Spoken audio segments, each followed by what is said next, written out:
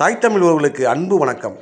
மன்னார்குடியில் நாள்தோறும் நாம் பல பிரச்சனைகளை எதிர்கொண்டு வருகிறோம். இந்த காணொளியில் நீங்கள் பார்க்கும் பிரச்சனையும் அதில் ஒன்றே.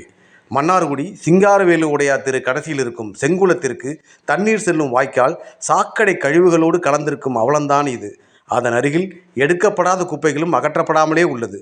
மன்னார்குடி நகராட்சி இது உடனடியாக கவனத்தில் கொண்டு உரிய நடவடிக்கை எடுத்து இந்த பிரச்சனையை சரி செய்து தர வேண்டும். மேலும் இந்த வாய்க்காலை மீட்டெடுத்து முறையாக பராமரிக்க வேண்டும் எனவும் கேட்டுக்கொள்கிறேன். இதன் மூலம் அருகாமையில் உள்ள வீடுகளில் உள்ளவர்கள் நலனும் காக்கப்படும். மண்ணையை மீட்போம், மக்களை காப்போம். நன்றி, வணக்கம்.